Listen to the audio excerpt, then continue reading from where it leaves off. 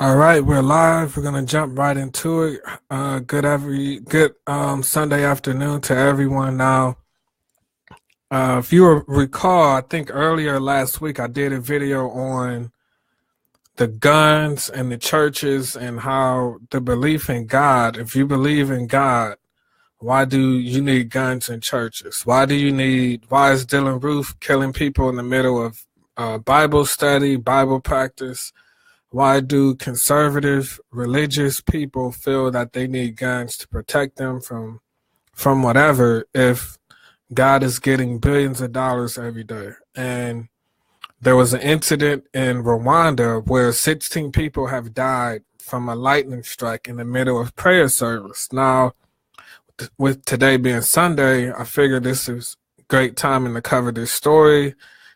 You know, the guns in the church kind of segues into this because we have to begin to start critically analyzing, and everything is different from everybody as far as people's religious beliefs and different things like that. And I'm not encouraging people to change their religious beliefs. I'm not saying who or what to believe in. I'm just trying to pose the question: where is the boundary as far as how far does your belief extend? Do you feel that God does not intervene and interfere with our daily affairs? If not, how much money and time and energy should you give your God if it cannot intervene into affairs? Now, if you feel like your God doesn't intervene into daily affairs, then just showing gratitude should be enough for me. That's just my opinion. But we know churches are on every corner in predominantly Black neighborhoods, and even in brown and Latino communities, the churches are prevalent in these communities. And we know that we were, if it wasn't for slavery, many of us or many people in the Black community and Latino communities would not be Christian or Catholic. So it is not without, we don't hesitate to put religion under the microscopic lens and, basically analyze it correctly. Because if God is omnipresent, if God is supposed to be everywhere at once, then he or she or it should be able to protect you. Or, it just doesn't make sense. So I'm going to read the article. 16 people were killed in Rwanda. 140 others were injured when lightning struck a Seventh-day Adventist church in the country's south. The churchgoers were injured and rushed to a nearby hospital where 2 are in a serious condition. 17 of those injured are still in the hospital while the rest has been discharged.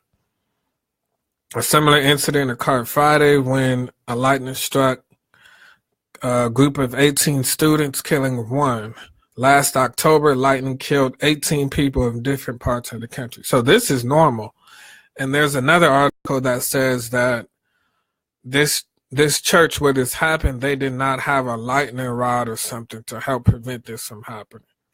So lightning strikes are frequent across Rwanda, which has many hills and mountains, and the country's police record a number of human and livestock deaths each year.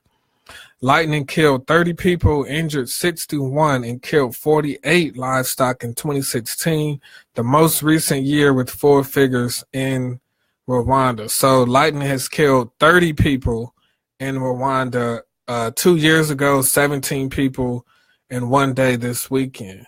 So this is just a critical thinking video to the religious believers, if you believe in a higher power, just to spark the question as to what extent do you believe that your God or deity can and should protect you? Because based on that protection should be based on how much energy and time and money that you give it.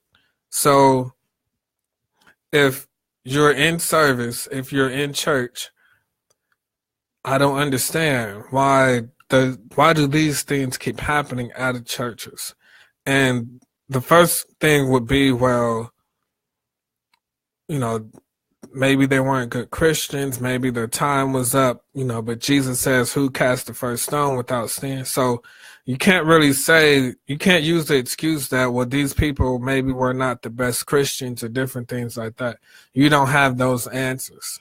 So what you start eliminating by at least logic. I know spirituality and logic kind of don't go hand in hand, but there are instances where they can, and you can reduce by logic. And it just seems that this is a conversation people are not willing to have. They're not willing to. We do a lot of things out of habit. We're born into these religions and culture out of habit, and we think it's the answer to everything. And I'm not saying it is, I'm not saying it isn't. I'm just asking you, the viewer, if you believe in Jesus or whatever, you go to church or Allah, whatever, if your God is not protecting you, if your God is allowing these things to happen, because those of us who don't go to church or whatever, if these things aren't happening to us, does that mean something? Or because we have to get out of the, well, there's a escapism answer for every answer for these kind of topics, like, well, maybe it was their time, or they're in a better place, or the Lord works in mysterious ways, and different things like that.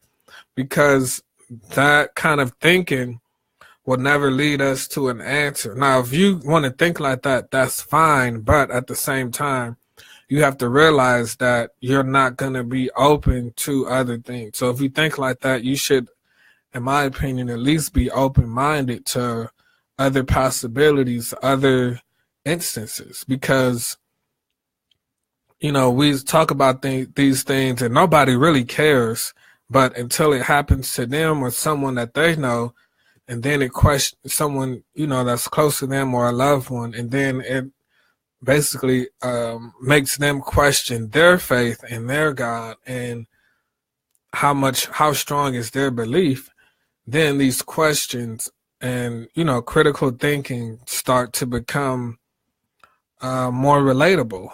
But if we're one, or if we're all connected, or if we're, the human race, or, we're black or we're white, whatever, it shouldn't be. Why is it so difficult to be relatable?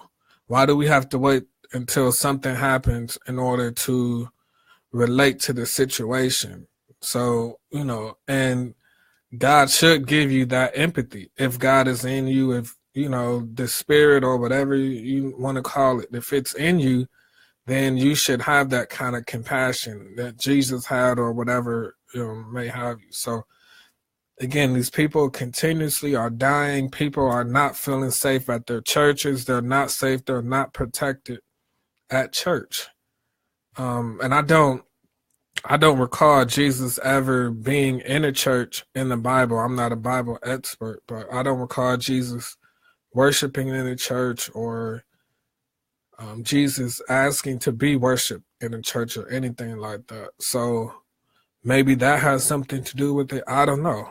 But I would like and love to hear your answers, your thoughts, your concerns. Do you feel safe in church? Do you feel guns should be allowed in church? Would you feel special, or would you feel like a good religious or spiritual person if a natural disaster bullet dodged you, or if a natural disaster just missed you, or if it hit every house on your street except yours, if it hit every house on your street except yours, would that inflate your ego, or would you feel morally superior than others? Like, how does this work? How do you begin to even have this conversation? So check out that video on the guns in the churches, and I did the video, it's not out yet, on the gentrification at the Winter Olympics, and how the Olympics in general there are basically bad investments, and the Winter Olympics that was in Korea the past 2 years, in the '88 Olympics and the 2018 Olympics. I talked about how in '88 the Olympics was in the city, in the stadium, and they displaced the residents in the stadium. And basically in 2018 the Olympics is in the mountains, and how they basically cut down 58,000 trees and different things like that. But this is all an agenda. It's all a plan. And you know, the more we see things as separate, because if we're all connected, then in some way the bad things are all connected. So we're not just connected in like a human aspect sort of way. We have to be connected. We're definitely connected more than ever by agendas, with technology, with information. If there is a concerted effort for a collaborative agenda, we're definitely going to feel those effects. So that's what I'm trying to do with the gentrification videos, by just not talking about it in Chicago or LA or Cleveland, but in South Korea also. I don't know if I said Japan, I meant South Korea. So, all right, stay tuned.